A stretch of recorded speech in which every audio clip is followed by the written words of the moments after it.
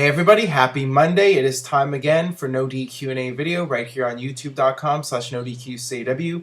And as always, NoDQ.com, your source for the very latest in WWE and TNA. We have Monday Night Raw tonight, so make sure you stay tuned to NoDQ.com for all the latest regarding Raw. With that being said, let's get right down to the questions.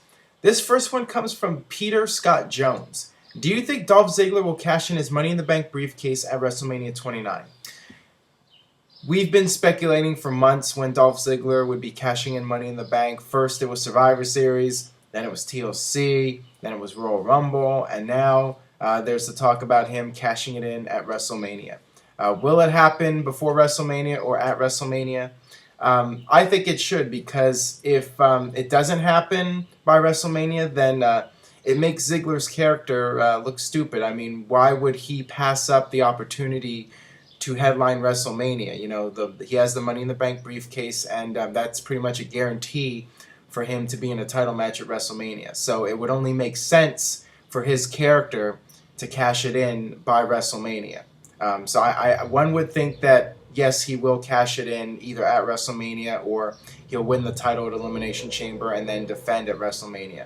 But who knows? There's no exact word regarding what's going to happen with Ziggler and Money in the Bank. And if WWE does have a plan, it hasn't leaked out, and they've been able to keep it a secret up to this point.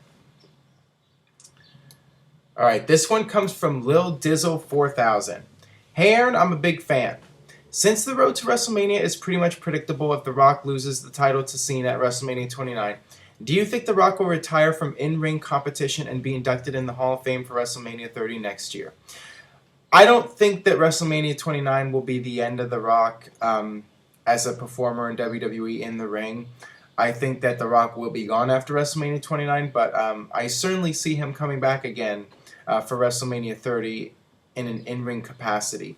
And you know, there's still big matches you can do with The Rock. You can do Rock versus Brock Lesnar, especially if Brock's going to be around for 2 more years.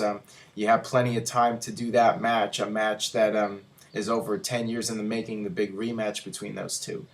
So Brock versus Rock 2, I think, is a big money match, and I don't see WWE passing up on doing that match. And I'm sure Rock would love to do it, to have that big match with Brock Lesnar. And maybe even, you know, if Undertaker decides to wrestle 1 or 2 more matches, you could always do Rock versus Undertaker again. And then you could do Rock versus Randy Orton. That's a big match, you know, 2 third-generation superstars going at it. So there's still stuff you can do with The Rock. He still has matches that he can do.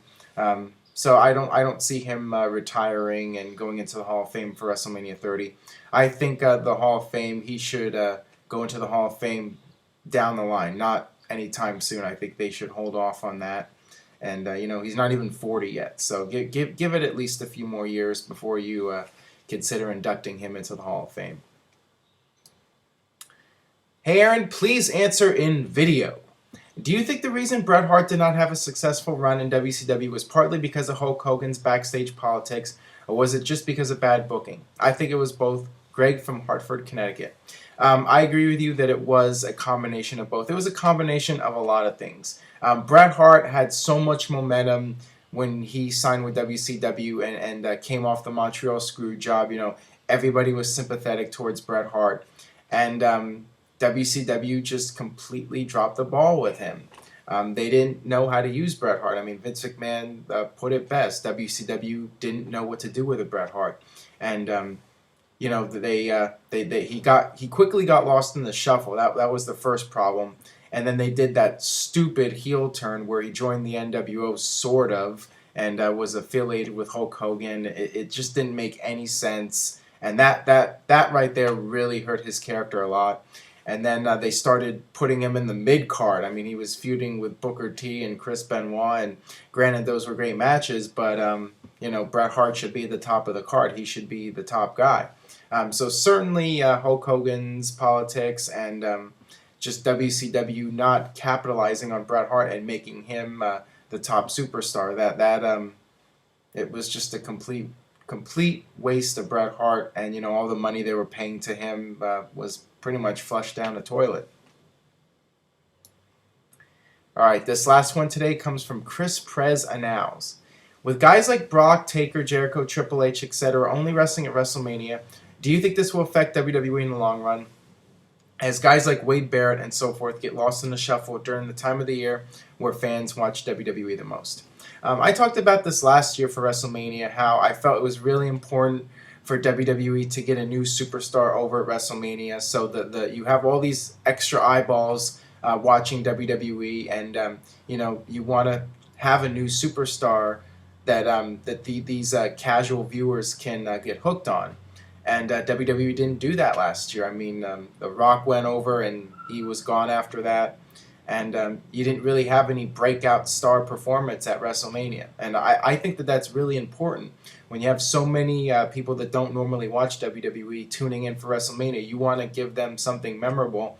You want to give them a reason to keep watching after WrestleMania. So it is a problem. And, these guys like Wade Barrett, these mid-card guys, get lost in the shuffle. They really need a big WrestleMania moment, and I think that that's very important.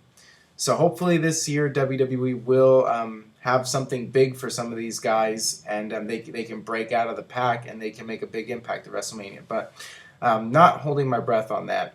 Wouldn't surprise me if Wade Barrett's in some multi-man match, or if he's even on the pay-per-view at all at this point. I just don't know. Alright, that'll do it for this edition of NoDQ&A video. Make sure you stay tuned to NoDQ.com for all the very latest WWE and TNA news and rumors. And check out the top 25 feuds in WWE history. I have the full playlist up on YouTube, youtube.com/NoDQ&AV. And I will see you guys tomorrow for another edition of NoDQ&A video.